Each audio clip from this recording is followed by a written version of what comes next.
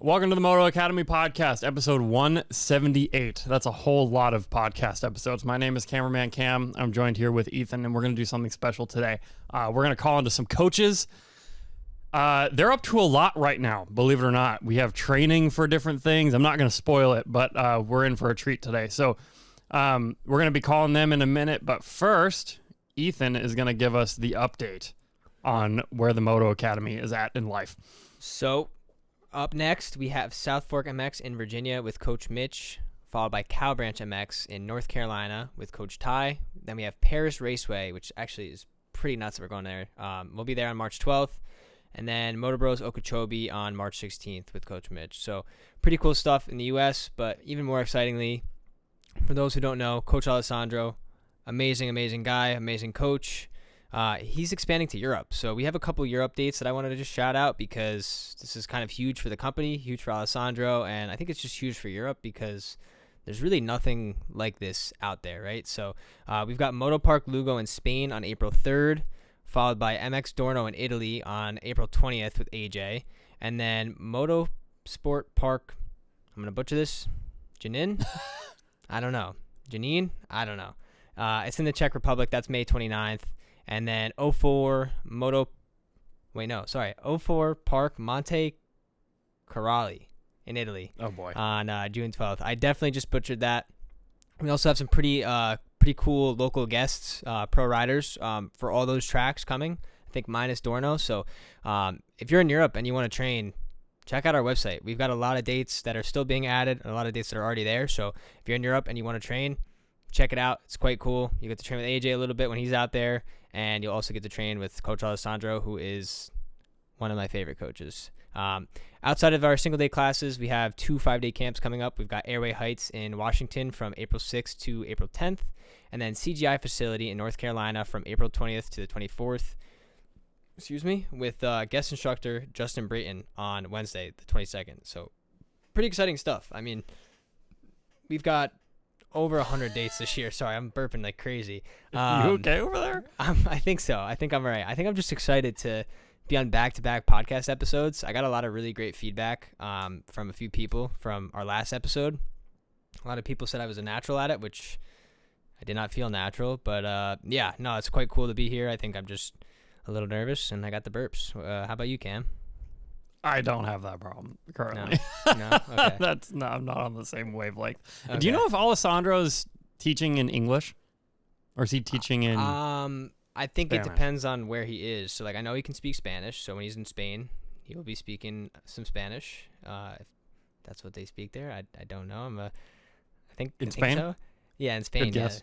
Yeah, I would say probably right. And then I mean, obviously when he's in Italy, he'll speak Italian. But like the thing is, like all these Euro dates he's going to, he's gonna have somebody who speaks a native tongue there with him, right? So like when he goes to Czech Republic, he has a guest instructor who obviously speaks Czech, right? So it's not like he's gonna be just speaking a completely different language the whole time. There'll be people there, and if not, I'm sure we'll get a translator that'll help bridge that gap, right? But Alessandro speaks like 5 languages, if I'm not mistaken. So yeah, that's incredible. Yeah, pretty insane to think that like us Americans obviously can mostly only speak English. I mean, I barely passed Spanish in freshman year of high school. I got like a 67 on the final, and that was it. I was done with Spanish. I took after that. 5 years of Spanish in school, Yeah. and I can't speak Spanish. Like, I don't know anything. You know what was interesting, though, is my wife and I went to Barcelona last year for a job, and like we met with some missionaries out there, and it was one, I'd never been to Europe. Unbelievable place. Just beautiful city. It's like you're in Harry Potter almost. Just like the architecture is unbelievable. You ever been to, well, you've been to the UK? You've been to Europe, right? Just England, yeah. Yeah, I mean, just beautiful place. But it's amazing when you're surrounded by nothing but one language. Yeah. You pick it up quick. Oh, sure, yeah. Like I remembered a lot more from school than I would have thought. Yeah. But still wasn't super helpful. Yeah, well, I mean, I know with Alessandro, for instance, like when he goes back home, he's obviously only speaking Italian. Only really speaks English when he's with us or on team calls and stuff. But like, give him like 2 or 3 days, and he's speaking pretty much fluent English again, which is quite cool to see. So, yeah, I mean, like I said, 67 in Spanish. I only know Donde está la leche because of Danny Duncan, if you know what that is from back in the day. Yeah, that's about all I know in Spanish. So, if there's any Spanish people out there that want to give me some lessons, let me know, because I'd love to go out to Spain and film some classes with Alessandro and speak the language. But yeah, that'd be rad. I wish I knew other languages. Yeah, because it's amazing when you go to a place like Europe, people just know more than one language. You know what I mean? It's like pretty common. Like even our trip winner Jacob from the Czech Republic, who just spent the first 2 camps with us, they teach English as like a core class, like where he goes to school, right? So it's pretty cool to hear that. Yeah, he's also what, 17? I don't even think so. I think he's 16, maybe 15. Yeah, he's a young guy. So incredible English for yeah. Oh my gosh, yeah. I mean, his dad. It was funny too because his dad didn't speak a lick of English, right? So like, I'd go to talk to him, and he'd just kind of stare at me, and I'm like, oh yeah, that's right. So multiple times throughout that 2-week period, I would just pull up my phone and go to Google Translate, and I'd write like 3 or 4 words, and I would just show him the phone, and he'd start laughing. And then by the end of the trip, he was coming up to me with his phone and doing the same thing. So like, it was a pretty cool moment when that stuff would happen, because it would just make us both laugh, and it was always some good stuff. Yeah. Last question before we call somebody. Yeah. Did we talk about how you sold your dirt bike? I don't think we did. I mean, I think I like in passing talked about it when we were talking about the 125 debate, but I don't think we really went into depth with it. Yeah. Why'd you do that? Well, I'll tell What'd you you why. have? I had a 2025 CRF 250R. I bought it because AJ said it was going to be the best bike in the world, and I rode it. I wasn't really a fan of it. Granted, it was my first 250, but I'm coming from a YZ 125, and it was just, different frame, different suspension. It just always felt like I was riding a 2x4. Very stiff. 2x4. Yeah, that's like the best explanation. I mean, dude, like anytime I get off the track, my back would just be in my back would just be in so much pain. Like I'm just like compressing my spine, right?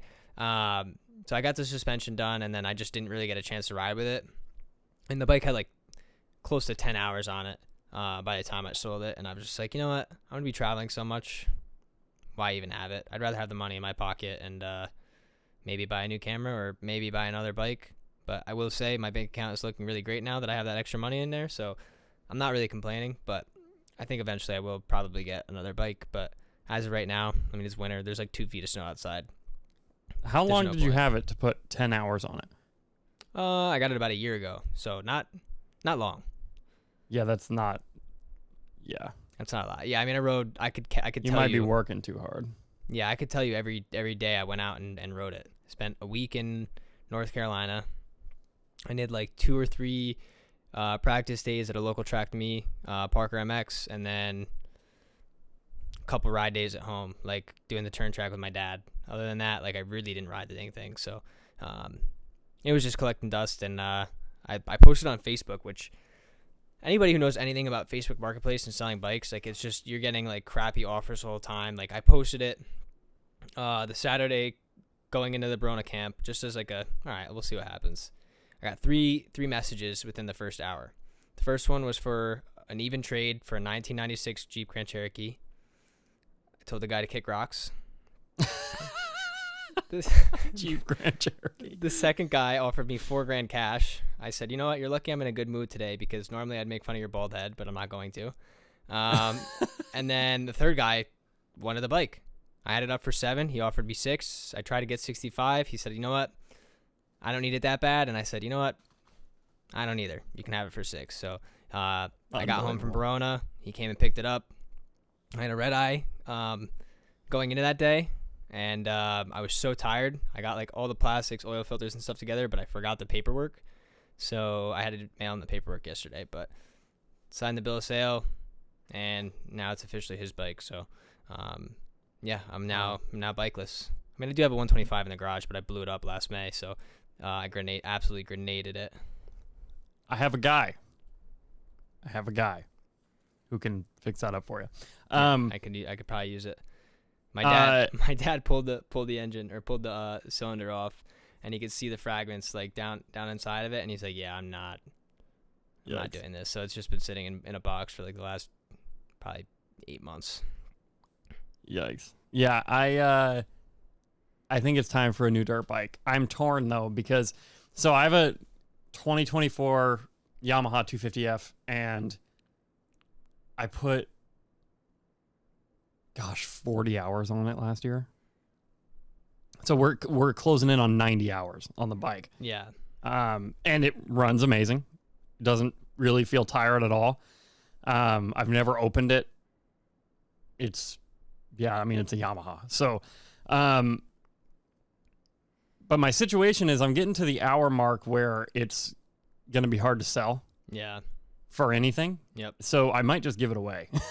Yeah, it's kind of where I'm at. You should do a raffle or something. I think I'm going to try to just give it away. And I'm a little bit undecided because I've been talking to like sweepstakes companies and stuff to do that sort of thing, and it's quite expensive. Yeah. Well, when we just did it for the KTM giveaway, it was not an easy thing to do. You have to get lawyers involved in that kind of stuff. Like it's like yes, it's pretty intense. That like a lot of people wouldn't think about. It costs more than the bike to give the bike away. Yeah, pretty much.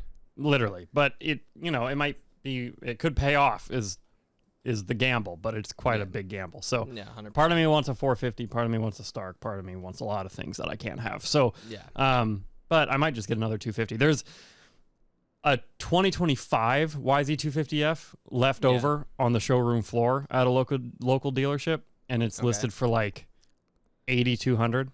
Local meaning Vermont, right? Vermont, which so you guys have no sales tax out there, right? If I'm not mistaken. Oh, we have sales tax. New Hampshire doesn't have sales tax. New Hampshire, yeah. We have all the tax. We have all the tax. Well, Vermont's the state where you can go and get a bike registered, like a motorcycle registered without a title, right? If I'm not mistaken. I don't think so. Is that a different state? It depends what year it is. Yeah, fair enough. I don't know. I don't have a motorcycle anymore. Yeah, me neither. I have no desire for one, to be honest with you. Shall we call Mitchell? Yeah, let's get him in there. How we doing, boys? Oh, a lot better that we see your face. I'll say that. Ooh, I like that. Wait, dude, are you at the airport? Oh, yes, I'm at the airport. Is the audio okay? Because I found the quietest spot I could. I'm like in a corner, sitting down. Yeah, I mean, it's good enough for airport quality. Yeah. Perfect. Mitchell, how was New Zealand? New Zealand was amazing, and I'm sad the team couldn't come with, because that's something that everybody needs to experience. Like, one of the sickest countries on planet Earth, and I think it's slept on, because if people are listening to this, they probably don't even know where New Zealand's at. I shouldn't say that, but I feel like a lot of people don't. I don't. I have no idea. I'm really bad with geography, though. You got there a lot quicker than I thought you would. You said, what, 8-hour flight from California? No, it was like 11. Oh, still. Yeah. That's not terrible. What do you mean? Were you tracking me or what? No, I was talking to you while you were traveling. No, we silly goose. Put an air tag in your boots. Yeah, you just watched me the whole time. Like, oh, that was a lot quicker. Yeah. No, New Zealand is it's just an absolute bucket list item for me, and I'm dying to go to New Zealand. But yeah, so I told AJ that I have to go with you next year because it's very important to our jobs and the Moto Academy that I be there. Yeah. 100% agree, and I talked to the locals, and they highly recommended making our way down to the South Island as well, because I guess it's even more beautiful down there. So I'm down. If you guys are down, let's all do it. Yeah, I'm in. Are you? I know I ask you this every time I see you, so forgive me. But when are you getting married? September 26th of this year. Okay, so. Okay. We're not invited, in case you're wondering, Cam. No, it's fine. Yeah. It's fine. That's allowed. But I'm trying to plan the trip to New Zealand next year. Ooh. Yeah, it's got to be in the winter months. So I went January this year. December I went last year. And it's prime time because it's their summer months. So weather is perfect. It's like mid-70s dips into the 80s, but it's like the perfect heat. It's not super humid like Florida, and it's not really dry like Arizona. You know, it's like right in between. It's a nice tropical climate. Oh, I'm dying to go, but we have to go to Hobbiton. So Yeah, I actually drove by it, dude. I didn't even know that's where it was at. I drove by it like twice. You're killing me. Why did you not stop?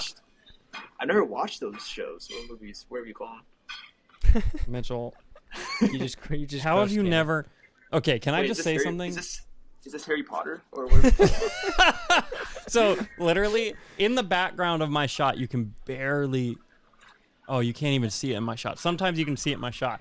In the background, I have like a Lord of the Rings 3D printed thing, and then I have Aragorn's pipe being held up by the White Tree of Gondor. That's how big of a nerd I am. That's that crazy. is the level I'm That's at, and the level that I want to go to New Zealand. Anyway, okay, I think the point of this is we're supposed to see what you're up to and what are you doing. What airport are you in? I'm in DFW right now. Connection. I have a layover until noon my time, so I'll be chilling. And actually, guys, I want to be a graphic designer. Just picked it up. Okay. Just got Photoshop, and I'm just going to town. Okay. What? Yeah, he why? he messaged me the other day. He's like, dude, should I get into Photoshop? And I'm like, well, it's a different beast, but it's definitely better than Canva. So I'm happy to hear you bit the bullet and you got it. Yeah, dude, I got it because I just figured it would make sense. Yeah, it's going to be something to learn, and I'm still learning. It's going to take a while, but, like, there's so much more freedom. Like, Canva got so annoying. Like, I would make a couple things, and I'd get to a point where it's like, it just wasn't original. It was like I was just using templates and, like, you know, it was just I didn't like that. So, But I don't know. To do what? I don't want to pay. I just design, like, my merch and stuff like that. I don't know. Something I like to do on my spare time, I guess. It's fun. You have merch? What? Yeah, I do. You have merch? Is there like a CoachMitchell.com? What's your website? Well, I don't know if I can promote this, but it's just Mitch Moto's. That's hilarious. get I didn't know flagged. that. It's storyline. Storyline, that's okay. Yeah, just go to Yeah, my no, this is bio, developing. actually, and then you can click the link in my bio. It'll be easier. Oh, this is sick. I didn't know this. Yeah. Did it come up right away when you just typed it in? Yeah. I'm assuming this is you. It looks like you. What's your number? It's gotta be.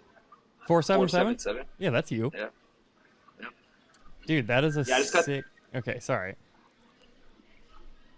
So I'm just like What? tooling around on it, just making some designs. Like, I don't know, just trying to be creative. You know, I feel like it's good for the brain. 100%. Dude, these look great. 100%. Wow, I didn't know that. Thank That's too funny. Luckily for You have more too, of a you have me in website your than I pocket. do. Oh, sorry. Yeah. No, it's okay. What'd you say, Ethan? I was gonna say, luckily you have me in your pocket. I've been using Photoshop since I was like 12, so not that I'm a master, but I definitely know a thing or two. So, you know, Quick feel free to question for reach you out. guys. So I'll I help you out. bought like the cloud version or whatever. So it allows me to download all of the related apps. I didn't know there were so many of Yeah. them. Like 20 something. Oh yeah, the Creative Cloud. Yeah, so you're paying like what, $60 a month or something like that? Well, for the first 3, it's only $34 a month. Okay, it'll go up for sure. So Yeah, there's going to be like 8. yeah, Just FYI. yeah. I saw But that, but yeah.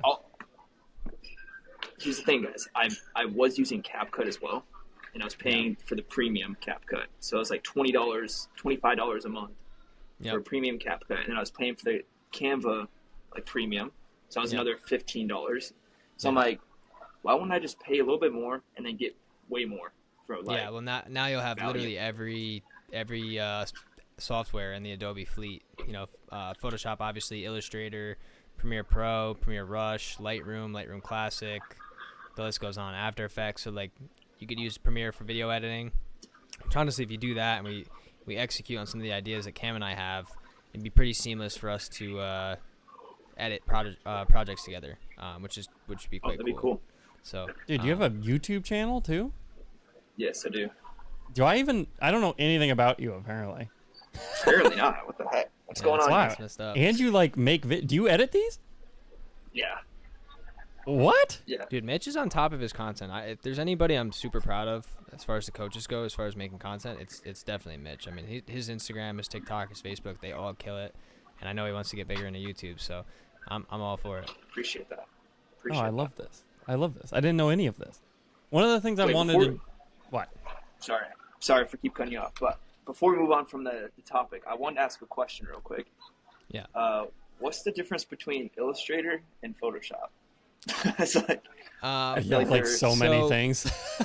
My unprofessional opinion, Illustrator is actually more for graphic design and like text-based things like renders and stuff, where Photoshop is more like photo editing, right? So you get like a lot finer lines in Illustrator. So like if you're gonna make merch designs, honestly, Illustrator is the place to go. It's just it's different enough from Photoshop in my experience, where like I have such a hard time using Illustrator.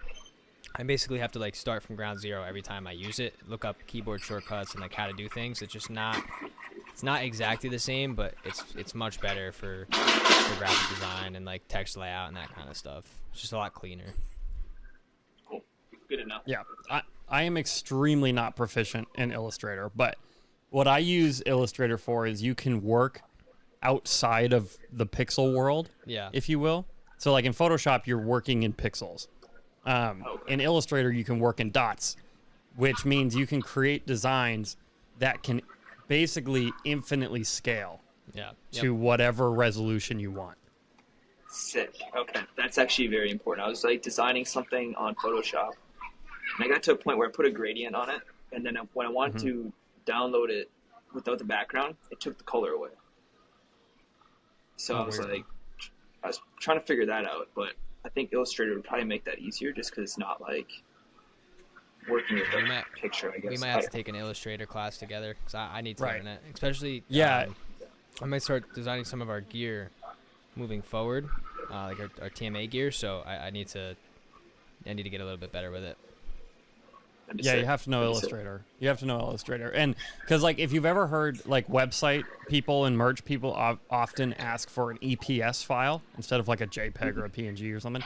EPS is a scalable file type. But you have to create that in Illustrator, basically. So I barely know Illustrator, but what I'll do is Illustrator has one feature where, like, if I have, like, a low-res logo from a client or something, I can drop it in Illustrator and convert it to dots. And then I can infinitely scale it. Oh, sick. Okay, cool. Yeah.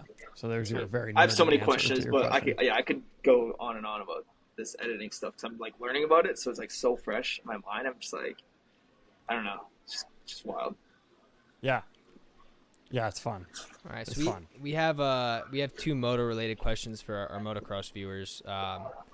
First up, we have a podcast question, so I'll just read it. This is from Doug Ice and the Kicker in the app, Mitch. He wants to know, what are your strategies to keep a bike fresh while maintaining a reasonable cost per hour of use? What do you do to keep your bike clean? Well, I'm not a mechanic, so I'm not the best one to answer this question. But what I do personally, wash it after every ride, obviously. Air filter after every ride. And then typically, like, unless I'm riding the indoor track that I do in the winter months, like after every ride, I'll just change the oil. Just because usually I'm doing longer sessions, I'm riding my bike fairly hard. And for me, it just gives me a better peace of mind of doing an oil change every single time I ride, which is kind of tedious. But at the same time, if I just plug it into like my intervals of washing and oil filter or air filter, it's really no extra time at the end of the day. One thing, if someone has a question, like make sure to get like good soap for your bike. That's something for the first half of my career that I just neglected. I would just like wash it with water. I barely dry it half the time. But if you have a good soap, Simple Green's like a very acidic soap, but it does its job. But there's like a couple other soaps you can get that freaking make the bike look brand new virtually, like once you wash it off. And then the factory trick is to dry the bike. Oh, 100%. Especially the electronics. My cousin always does that. He'll pull out the air dryer and he'll blow out all the electronics and stuff, which I never thought about. Like electronics meaning like the kill switch, the map button and stuff. I never thought about that, which is like obviously it's obvious, right? Yep. The only thing I'll say is like I air dry my bike with like a leaf blower. Yeah. Which I think I've heard is better than using like an air compressor. Because an air compressor could force water into places you don't want it. Yeah, no, exactly. That's what we use. That's what we leaf blower. All right, so then follow-up question. How many hours do you normally keep your bike like till? Um, Great question, actually. I usually only keep my bike for one season. So however Yep. many hours I put on the bike in that season, that's how many I have. But Yeah. for example, last year I had my 250. I still have it, but I plan on selling it here soon. But it was a bad year for riding for me. I only had I think I have 35 hours on a 250, Yep. and I did two nationals on it. So Wow. if you calculate that, that's not a lot of time, and it's not enough time. 35 hours, I should be putting that on for sure in a month, if not Yeah. more than that. The fact that was my whole season, it was 35 hours on that bike, is crazy. Like, I put more hours on other people's bikes, most likely, than my own, which is just wild to think about. 100%. All That right. is crazy. 35 for me would be a spectacular year, though. Yeah. Well, we were just talking about it. I put 10 hours on my Yeah. bike last year, and that felt like nothing. Like if I did 35, I'd probably be pro right now. So yeah. Probably, dude. That's the secret. So much potential left on the table. What are we Yeah, I doing? know, right? What, like that 25 extra hours would just push me right over the threshold. I think so. All right. This is a more clickbaity question, but I just got to ask. In your opinion, Mitch, what is the most iconic moment in moto history and why? Well, my moto history isn't too great because if you guys don't know by now, I started in the sport pretty late. So if I have to say there's one iconic moment, it's my iconic moment, and that was from my first Supercross race I ever went to. It was the last race in the Metrodome. So either 2012 or 2013. Ryan Dungey and Ryan Villapoto were going at it. Like, the whole race, I believe. They were just battling. And Ryan Dungey ended up coming out on top, which that's his home race. So it's just super iconic because everybody, the crowd was just stoked, like cheering so loud. And for my first experience for Supercross, I was just like, at that point, I was locked in. So I would say that's my most iconic moment. I'm sure there's plenty of other ones that trump that, but that's what I got. Interesting. Cam, what would you say? Most iconic moto moment? Yeah. What would be your? Oh, I most don't iconic know. moment? Driver Jamie gives me so much crap because I have no idea what's going on in dirt bike history. He's going to listen to this and be so frustrated. Yeah. He's going to be so 100%. frustrated. Like, there aren't iconic moments in races that I remember. I honestly just have so many core memories from when we did Supercross. Yeah. You know what I mean? Like, I think the most iconic moment that stands out to me that I remember, believe it or not, is Travis Pastrana's double backflip in X Games. Yeah. Yeah. It's one of the that's first sick. things I remember about dirt bikes when I was a kid. Because I don't know what year that happened, but it would have been right when I started riding. So, That was a long time ago. Don't you guys remember? Yeah, do you remember when he was attempting like the TP something or TP roll, whatever you called it? It was yeah, like the like a 720 backflip thing backflip or whatever. 360 Yeah, and he I remember wadded it- himself he was- bad, right?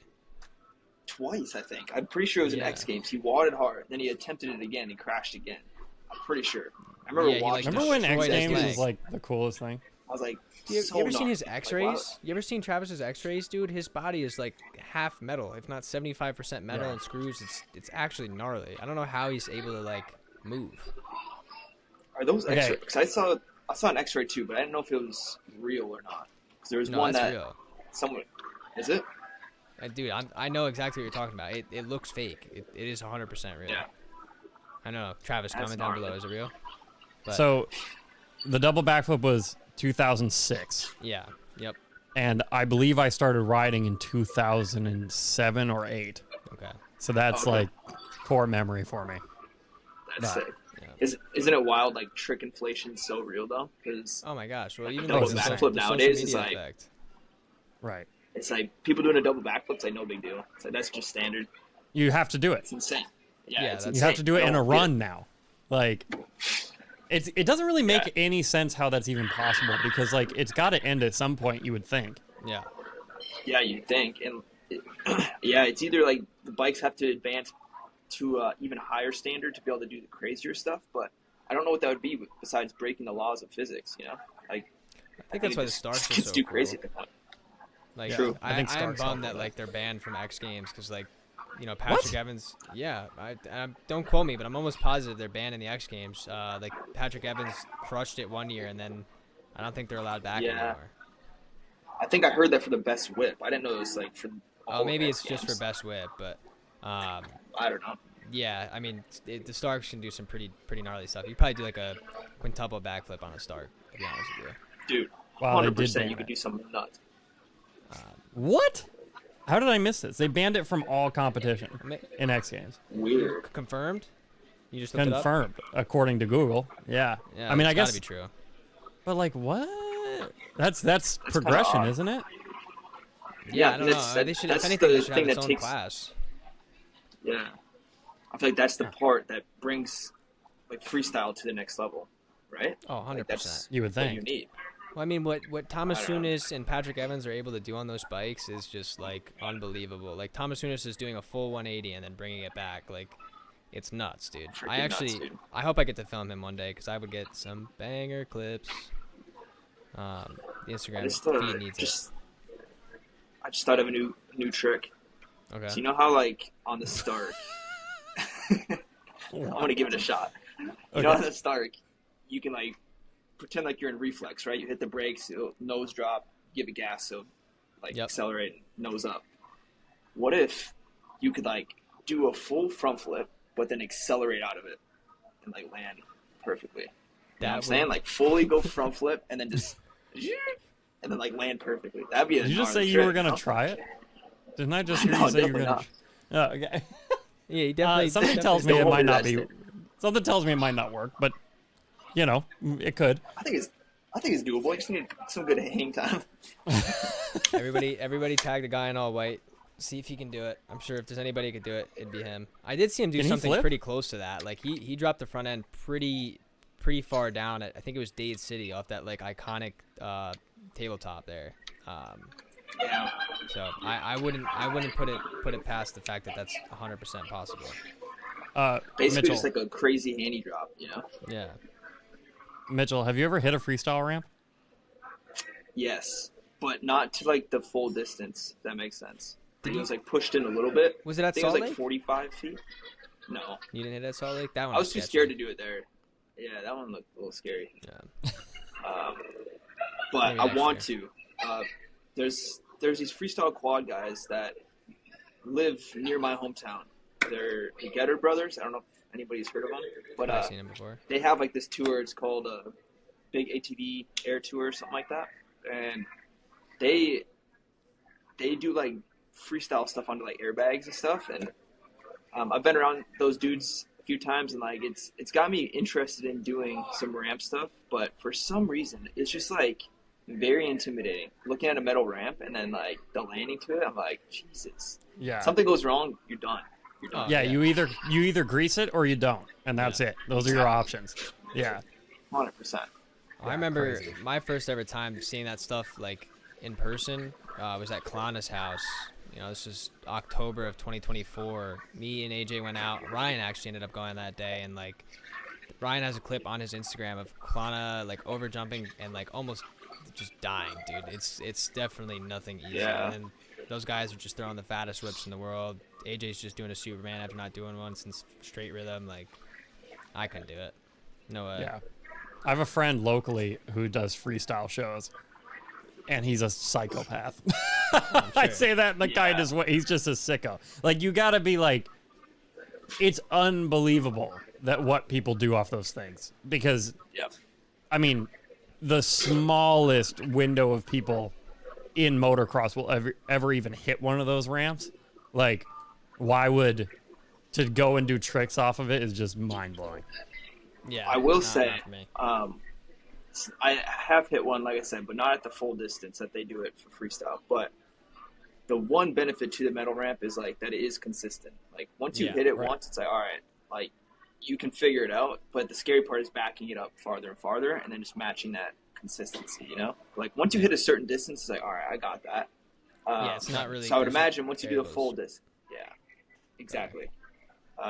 But then you throw in the tricks and all that stuff. That's where it gets insane. Yeah. Well, I could see like you doing like a lazy boy or a Superman or something, dude. I think you got it. I think so. I'd love to do it to an airbag. Oh, actually, I've done a double. Not a double. Jesus, I've done a backflip into a foam pit on a 110 That's What? kinda sick. flip too. Where'd you Yeah. do that? At Cowboy Kenny Bartram's like place. Okay. He has like a foam pit, and yep, just sent it on CRF 110. Took me a couple tries, but I think it'd be easier on a big bike because you have like that rotation. Like on 110, you go wide open. There's no like rotation. Like it's all pull. So we might need to make a team trip. Yeah, I'm down. That'd be cool content. Like if we go to like Travis's house or anybody that's got a foam pit, for instance, that would be pretty sick. I'd be down for it. I've always talked because like there was a window of time when there was a chance that AJ and I were gonna go to Travis's house, and I was terrified to go because since I was a little kid, it was like if for some reason I ever end up at Pastrana's house, you have to backflip into a foam pit. Yeah. Like it's like it feels like a rite of passage. I don't think you can go there and not backflip into a foam pit. Like I'm pretty sure Dave Drake's tried to backflip into the foam pit. No, I think Mary wouldn't let him. I remember we talked about it on a podcast one time. Like Mary made him leave, or like they couldn't go back the next day to do it, or something like that. Funny enough, Dave was actually there like maybe early September, end of August, and invited me and AJ to go. And AJ was like, "Nah, I'm all right. I don't want to go." I would have done it. I would 110% would have done it. Well, for AJ, he has to backflip. He's got to backflip to dirt next time he goes. Yeah, that's I think maybe that's the problem. Yeah. Yeah, 100%, because he has done the backflip in the foam pit, but I think he's got it. He's probably got it. Yeah, you probably. You never know. Yeah. Awesome. Mitchell, did you ever answer the question as to where you're going right now, or did we just get your airport? No. I didn't answer that yet. So I'm going to Swampland MX in Louisiana. Ooh. First time I've been to this track. I've been to Louisiana a few times, but not Swampland. So it's performing well. So it must be a good track. I think people are stoked to come, and I think the weather's gonna be really good too. It's gonna be like mid-70s, I believe. So it should be dialed. Beautiful. So nice. It's so cool. Is that one of the Louisiana tracks that has a camp at it this year? No. No, because there's two in Louisiana, isn't there? I'll verify, but I don't think Swampland is the one. I might be wrong.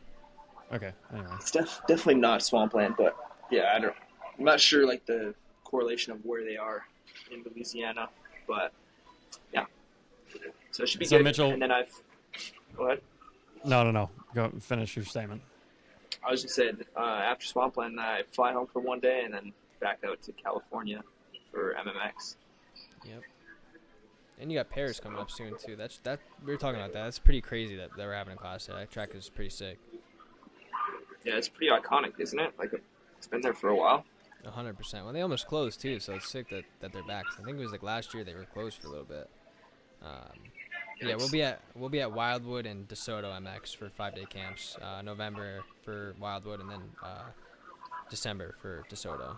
So Gotcha. Not Swampland. But Mitchell, have you been to that track in California that Dream Tracks reopened? Oh, people are gonna be so mad. Yeah, Lake Elsinore. No, I've never been there. I want to. It looks sweet. Looks really cool. Yeah. I don't know what their deal is. I don't know if they're fully open or what they're doing, but that would be a cool place to go. Anyway, so we're gonna be talking about, Mitchell's long form stories in the works, and will come out eventually. But Mitchell, on that story, people are gonna hear us talking about you racing outdoors. Yep. Your goals for Supercross and your racing career, basically. So tell me, what is the plan for this year racing-wise? Well, first off, I want to say, after watching like Ty's, Elsa's, and Alessandro's like clips, their interview was way better than mine. I was like, I felt like mine was horrible. Now I look back. No, yours is good. Like they just went deep. So it's very, very deep, and that's what I kind of regret. For some reason, I was like trying to just like rapid fire like your questions, and I wasn't like going in depth. I was like, dang, missed opportunity. And we could do it again. Yeah, we might have to. Nah, I want to reshoot. I feel like the daylight. Yeah, we were shooting when the sun was dropping. Yeah, the light was killing me. I told Cam right off rip I wanted to reshoot it, so that we might have to just do that next time we get together. Now that I've edited it together. Yeah, exactly. Yeah. Welcome Yeah, to let's the just Moto restart it. Yeah. Let's just start over. Well, hey, That's listen, fine. We probably if I should. get an FX6, that's just the excuse to get an FX6 now. We got to reshoot his interview. Let me get two Every angles. day you come up with a new excuse to get an FX6, which is a camera, by the way. Listen, I've been thinking about it for almost a week now. That just means that it needs to happen, no? Yeah, I guess so. Anyway, Mitchell, back to the point. So, Tell me what you're doing this year. So my plan this year is to teach a bunch, and that's where I'm trying to adapt my schedule so I can race as well. So right now, I have 3 nationals on my agenda. It's going to be Redbud, Spring Creek, and Ironman. The reason I chose those 3 is because they're all fairly close, and they should be relatively easy for me to get to. Because at the end of the day, I'm still funding my own program, and my time is limited. So driving to the East Coast to do a national isn't really feasible at the moment. But honestly, this year is going to be more so of a year of not allowing any excuses, because every year has come and passed now for my pro career at least, and I would just use the excuse that I was busy and I didn't get to train enough because of coaching. And it's true to an extent, but there's so many things you can do off the bike as far as like fitness wise and like preparing yourself, and then also just not make any excuses of not riding. So I just need to get to the track as much as I can. So I need to put more than 35 hours on my bike is what I'm trying to say. And then I think we'll be a little bit better off for these nationals to get closer to qualifying, because as of now it's been pretty horrendous. But then I look at my preparation up to those points. I'm like, well, what do I expect? I can't show up to a national and expect to qualify when you barely ride. You're not even in shape.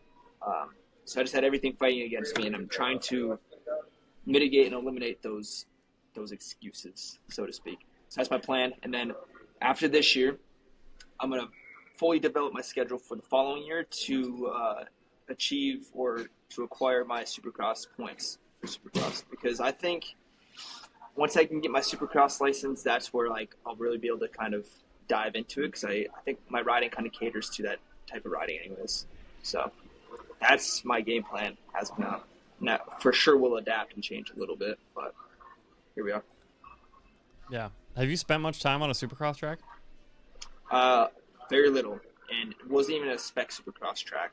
I did a couple arena cross races, and I ride a lot of arena cross style tracks, and then I rode a Supercross track not that long ago, and I didn't hit any like the big 3-ins or anything like that, like the triples in the rhythm sections, but like just even doing the doubles around the track and just finding a flow, I was like, yep, this is it. If I could just get Supercross suspension, get locked in and just like ride here, I think I'd be in pretty good shape for Supercross. My issue with outdoors, it's always been an issue, is I go, especially when I'm out of shape and just not prepared, I go into like self-preservation mode. So let's say I'm trying to qualify. I get halfway through the lap, I'm like, oh, it's a good lap. And as soon as I think that, the next half lap is ultra slow, because I'm just like trying not to make a mistake or fall. And like that's what I'm trying to get past. It's just like being able to unlock that door of just sprint and not worry about making mistakes, you know? Because that's just what's holding back my qualifying times, realistically. So I will say, this is maybe a little selfish, but if you, AJ, and Ty are all racing the same race for Supercross, I don't think there'd be anything cooler than that to be able to go and capture that. That would be so sick to have all you guys in the same tank. I think it'd be a pretty full circle moment for the company, but for you guys as well, right? So, I 100%. That is an underrated statement, Ethan. Underrated meaning what? Meaning we have to do it now that you just said it out loud, because that's brilliant. Yeah, I think that'd be super cool. I think that'd be super sick, especially if we start to upgrade, our trailer and truck situation too. Like it'd be pretty legit, to be honest with you. So because Ty's going for his Supercross points. Yeah. You're gonna go for yours next year. Yes. So I would do it this year, that'd but like be I sick. said, my schedule's already like booked out at the moment, so it's just like not really.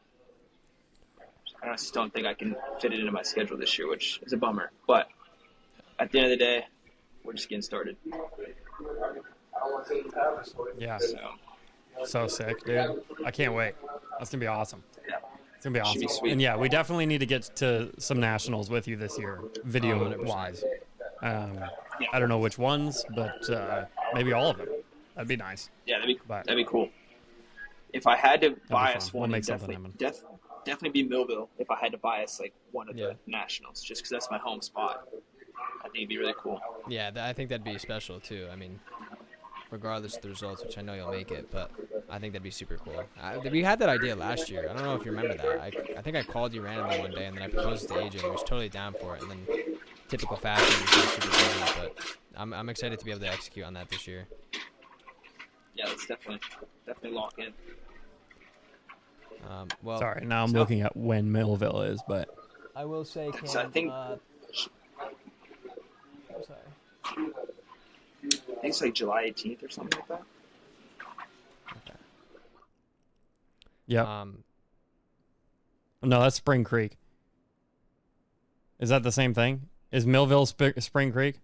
Oh gosh, Ethan, cut that out. I'm gonna get roasted. Okay. Well, that was fun. We love Mitchell. Now we're gonna talk to Coach Ty. Coach Ty, we have a lot to talk about because he's already here. What up, dude? Hello, buddies. What's going on, mister? Misters. How you doing? This is very professional right here. This is incredible. How am I Where are doing? you- You good? I need a haircut. Ethan looks like you got a fresh fade. Oh, did. wow. I was hoping he was going to grow it out. Everybody's telling me I should have. I got He's pressured by kind someone. of kept the length on the front, though. I kind of am proud of it. I got pressured by someone to cut my hair, and I somewhat regret it. But here we are now. Who pressured you to back. cut your hair? I don't No, ask no him that. comment. No comment. What? I didn't ask. No comment. Yeah. So Ty, on an unrelated topic, what have you been up to? Well, I've been going around like a crazy person to all the Moto Academy classes and then the camps, which have been great, and then training. So that's really not much, but a lot. I'm going So to where are detail. you right now? Oh, sorry. Right now, I'm at a car wash in South Georgia on a podcast with my friends. Are you washing your car? Yep. Truck's going to Daytona. This one's going to drive behind the camper to Daytona. Look, can I flip this around? Look at I don't It know. needs a wash, so we're here. And I figured this wouldn't be so loud here. So I'm going to go outside now. It's actually quite nice. So you're just gonna hog the bay while you're on the podcast, dude? Yeah, there's nobody else here. There's nobody else here. It's just me. It's just us. Oh, that's crazy. So what? Just tell me everything. Tell me about what the heck you're doing down there, and then we'll get to Daytona. So we are training. I know you want me to talk a lot and use a lot of words, but I don't have many words. I'm training my butt off to go faster on a dirt bike. And yeah, I'm in South Georgia. I like it. I know Albert says it's boring and stuff, and sometimes it's a little bit boring, but they have God, they have dirt bikes, and they have humidity, and all three is a recipe for success. So, yep, I love it, and yeah, I didn't expect my face to be on this. I'm kind of nervous. I have a crazy story for my flight back here too, though, but I don't know if I can say that on this podcast. I think you have to try. No, yeah. No, we'll bleep it out. Okay, so we've got another washer here in the Duramax. 2 more washers. I'm gonna have to hop back into the truck. So I get to the airport. I have to drop off. Did I drop off Ethan? No. It wasn't Ethan. It was Mitchell and Matt, probably, right? Matt and Premix, and I had to drop them off early. So I get to the airport, I dropped them off early, and good thing I did because the American Airlines system was down. It took me 2 hours to check my bags. Thank God I was early. I get there, I rush to the gate. I get to the gate, they're boarding the flight to Chicago, which was before mine. So I go up there. I'm like, okay, the systems are still down, so it's all kind of messed up. So whatever. So I turn around and I look, and there's this goddess of a flight attendant walking my direction. I'm like, oh, I need to lock in. I need to lock in right now. So, and then she's got 2 of her little friends, right? 2 of her friends there. So I'm like, this could be good. So I immediately get nervous and lock up, arm pump. Yes. And actually there's a story for the night before for dinner time, which is even worse, but that's for another time. But anyways, this was on Snapchat, you have streaks. This was day number 2 of a streak for me. So I see her and I'm like, whoa. She's 27, 28, hair slicked back, full flight attendant. I was like, this is perfect. So I didn't say anything, but I said something to her friends. I was like, hey, is this the gate for Tallahassee or for Detroit or Dallas, the connection? And they're like, yeah. So then I talked to her for like 2 minutes, and then I cut to the chase. I was like, who is that? And they like say, oh, our flight attendant. We just all met each other, and then so I made conversation about that. And then she's like, we don't even know her name. There's no ring, so like whatever.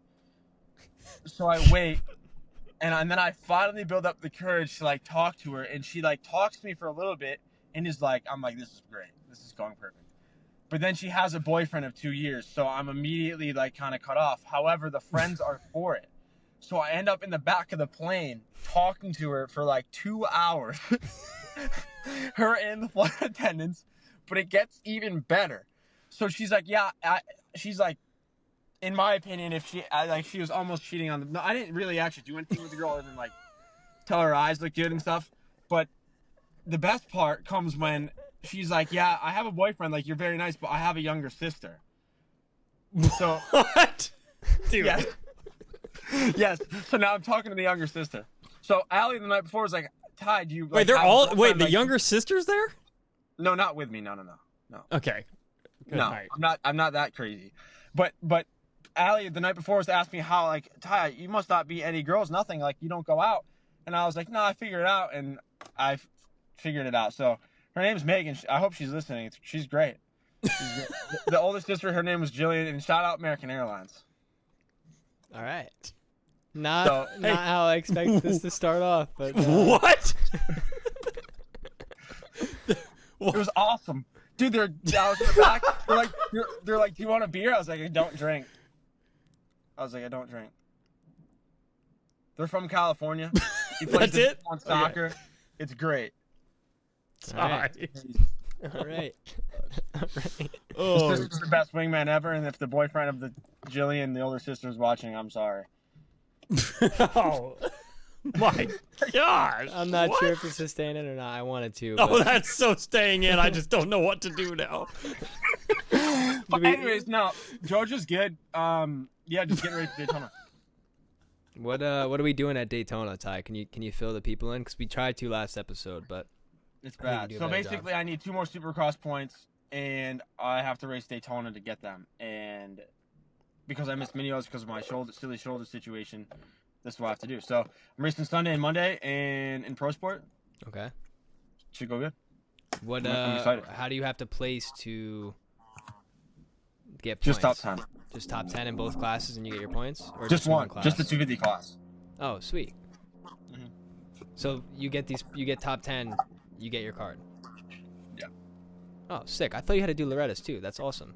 I thought so too, but I'm emailing the guy. I might, again, sometimes I email the guy and he's excited, and sometimes I email the guy and he's sad. So I might be getting yelled at right now to wash my truck, even though not sure what's going on now, but Just pull out of the bay. yeah, probably a good idea. All right, we're back on the road. So okay. Go park. So the car. talk to me. Don't drive. You're racing what classes? Did you say that just now? I'm racing 250 Pro Sport. 250 Pro Sport and Open Pro Sport. And actually, the 250 Pro Sport class is actually the Futures class on Sunday. So top 10 finish Mhm. gets you yes, a Supercross. that's Whatever. what I need. Yeah. And we're gonna be filming that. Correct. And I think I found a videographer who's going to be on track. Will be able to help us out getting some shots, which is quite cool too. So should have some pretty sick shots if I can't get them from the fences, which is sweet. Yeah, That's gonna be brilliant. I hit up USMCA for tickets. They might or may not. It might not work, but Hey, worth a Oh, shot. they're worth a Well, shot. on the topic of washing, we have a question from our app, Doug Ice and the Kicker. He goes, "What are your strategies to keep a bike fresh while maintaining a reasonable cost per hour?" So, what do you do to keep your bike fresh, Ty? Well, after I ride, I will wash it within the hour or half hour, because if the dirt starts like harden up on there, it sucks. So wash it quick. I'll rinse it off on the stand, and then I'll rinse it on each side. Get all the dirt off, and then I'll put like good soap. My favorite soap is the Mud Melter. by Bergenson Racing Supply. If you guys haven't heard of that, it's very, very good. Very new as well, so you guys probably haven't heard of it, but it is the best. And it's all aircraft approved, I guess is the right way to say it. So it's all safe. It's not going to eat away at your bearings like Simple Green or nothing, but a good bike wash is the name of the game, right? Yeah. Do that, let it sit, scrub it in.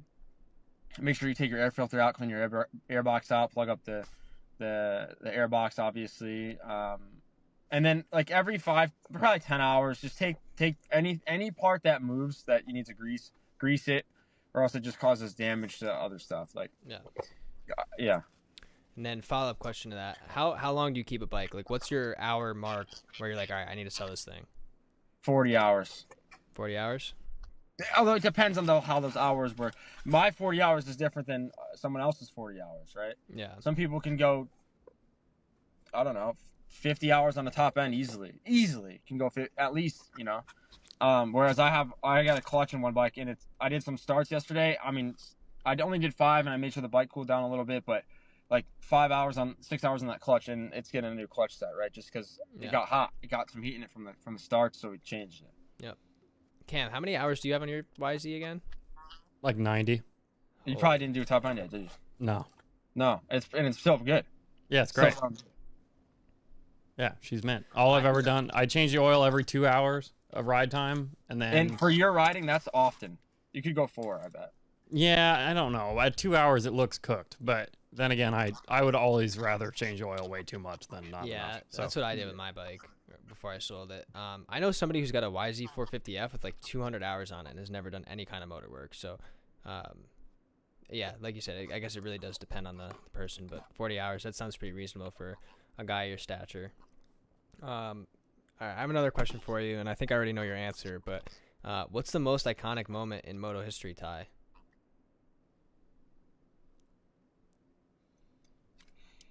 Well, the first one that comes to my mind is I know what he's gonna say. I guess what I watched, and I was like, the first time I ever saw like a race, and I was like, what the heck, was Toronto 2014. That's exact. I knew it. I knew that was. I knew that was gonna come up. Yeah. However, I think like growing up going to Loretta's, seeing AC, I know the AC glazed this that, but seeing AC on a Super Mini just destroy everybody was like, what is going on? Like, it wasn't even remotely close. So I guess, I mean, there'll never be an amateur that was that good ever. So watching that happen was kind of crazy. And then like when you're at Loretta's, Bogle just annihilated the pro class, like bad. So there was that. I'm trying to think of anything else that like comes to my mind. I would say probably, I don't know. I didn't really watch it much, but like when the 4-strokes came in, that's probably the most pivotal point ever. Yeah. I'd say. Like more technical, right? But or like the Alden Baker coming into the sport, something along those lines. I'd say. Like that was really the pivotal. I think, like the once it switched, you think generations and stuff, but once they switched to 4-strokes, I think that changed the sport entirely. I think. Oh, 100%. Or when they got rid of carbs on 4-strokes, I think that was. I mean, that's more recent, but I think that's a big change. Yeah, I'm trying to think of anything else that like really stands out to me, but that's kind of it. I think for me. All right, well, this is I'm gonna. sure someone older is gonna be like Bob Hanna. Yeah, well, it's Jamie right now. Jamie's punching his phone screen right now, or his media. Oh, player he's Tacoma. he's muted the podcast by now. At this stage in the game, we start talking about history, he's fuming. Yeah, 100%. And then Jamie, if you are listening, just know I'm I'm missing a lot of crucial things. I'm sure. Oh yeah, like I was said, gonna Jamie's say like the punching first perfect season in outdoors, but I was looking. I don't even want to start this conversation, but I was looking at results from like James Stewart's, and like the class was not that if it was deeper he would have gotten beat, but like second, shout out Tim Ferry, but he was second, and then, I mean, dude, like Josh Hill was getting like 4th. Like it just wasn't as deep. It's crazy looking at like the results now compared to back then. like 15 years ago is crazy. It's funny you say that because I was watching A1 this year. Like even like the LCQ for the 450 class, like the top Stacked. 15 guys were factory guys or like the privateer like satellite team guys, right? So And like look at the 250 East LCQ, dude. yeah, Stacked. Yeah. All those dudes qualify for every single national easily. yeah, Yeah. yeah. No, Like, it's gnarly Stacked. nowadays. East Coast is stacked. I feel like we also have a lot of older guys that are kind of like having more longevity in their career, which is something I know AJ and I think Dave talked about earlier on the season. Like, you know, Tomac's 32, I think Roxon's 30. Like, there's a couple guys who are in their like early 30s that you really haven't seen a lot of that in times past, right? I mean, like, didn't Ricky retire when he was like 26? 27. 27? Like, that's, you know. And it's funny watching like old clips of Rocks, and he said he'd want to retire around 26 or 27, 28. Yeah. Dungy retired at 27. Like, crazy. I think looking back on it now, I think if Dungy would have stayed in, he would have. I think he was just burnt out. Yeah. Well, I mean, yeah, he was, you know, he was pretty big, a lot of big sponsors. Like, there's probably a lot of pressure on Like, his shoulders. Do you have I any? see Jet. I'm sorry. Yeah. I see Jet retiring early. Okay. Do you have think any? I'm sorry. I don't know. Maybe. I mean, he's won everything there is to win. Right. Yeah, but I feel like he's just getting started. I mean, I see him going for that Jeremy McGrath record. I hope he's he still doesn't keep super getting young. hurt, honestly. Yeah, if No, he's I got know. 10 more years in him, he'll break the record. Yeah, 100%. Right. Yeah, you just And gotta stay honestly, healthy. I hate to compare now and I'm not hating on Jeremy McGrath, but it's not the same sport. No, it's not. It's He was- not. he was leaps If ahead. he beats 71, he is by far the best guy ever on a dirt bike of all time. There's zero debate. Speaking of that, do we want to even get into like our top 4, our Mount Rushmore? Let's hear Or it. no. Give us your top 4. Carmichael, Okay. Carmichael, Ryan Villapoto.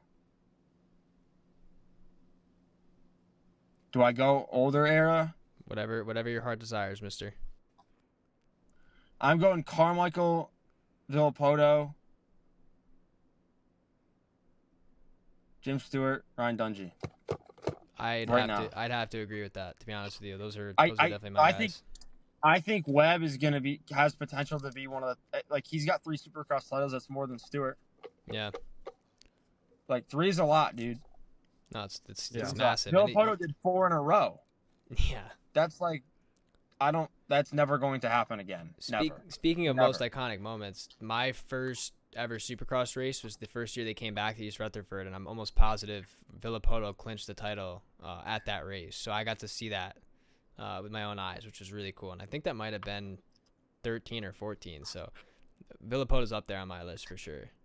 Yeah, no, I think he's underrated, too. And he was a maniac in outdoors sometimes, too. Yeah, Oh, he yeah, was legit.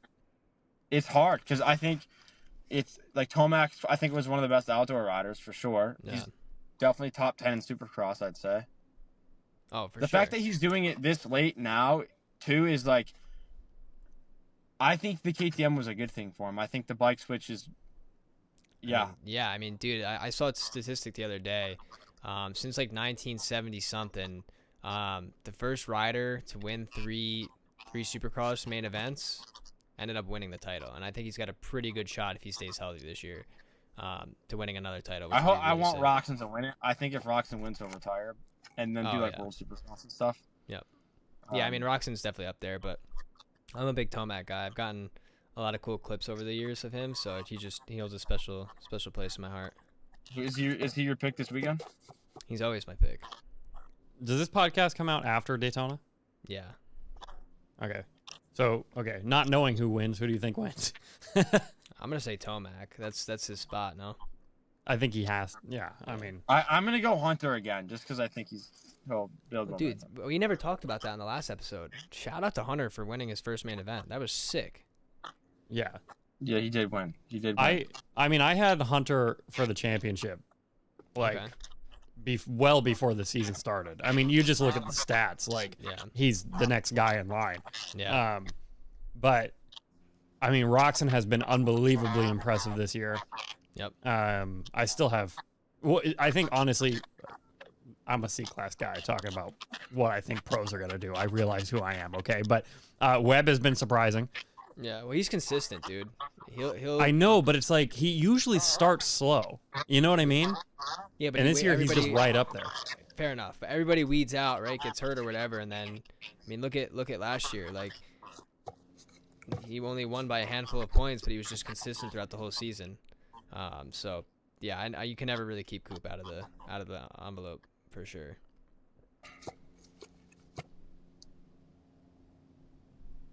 I totally thought Ty was going to say something. I was just Oh, watching okay. that car. What's Ethan Watching your car get washed. No, I need to do that. I'm so bummed I'm not going to Daytona with you guys, is all I know. I can say. That would have Matt been Flood fun. will be there, though. Matt will be in the stands cheering. I'm stoked to sick. see my friend Matt Flood. Matt is actually sick. I like Matt a lot. I told him this in the car one day. I was like, dude, to be honest with you, before coming to Motoland or before coming to Florida, I didn't know if I'd like you or not. I don't know why. I just had a weird feeling I wouldn't like him. And Matt is like one of my favorite people to hang out with and be around at Matt's camps. great. He's great. Yeah, No, Matt's he for is. the team. Yeah, Dude, Matt bought my dirt bike for me I know. I want him to buy me one and get me his all those years ago. his signature Oakley glasses. His what? He's got these signature Oakley glasses. They're just sick. I feel like so powerful when I have them on. Why do you have his glasses on? Huh. I would just take them when I wanted to wear glasses at camp. They're just sick. That's crazy. No. Okay, well, Ty, best of luck with your airline shenanigans. Yep. Best Yes, of sir. luck at Daytona. Be safe. Go I'll keep you guys fast. posted. Or I'll keep you posted, I should say. Ethan will be there keeping you posted as well. Correct. I need a Yeah, I'm haircut. I'm Bad. excited. I'll cut you. Okay. All right. We'll have Change you it back on to debrief Daytona later. How's that Debrief sound? Daytona later. Okay, good talk. Thanks, Thanks, boys. Ty. Good luck washing your car. Just Yeah, X if you out. want. Awesome. Thank you, buddy. Okay, goodbye. That was a very unexpected story out of Ty. I don't put it past him, but yeah, I was not expecting it to start off that way, and yeah.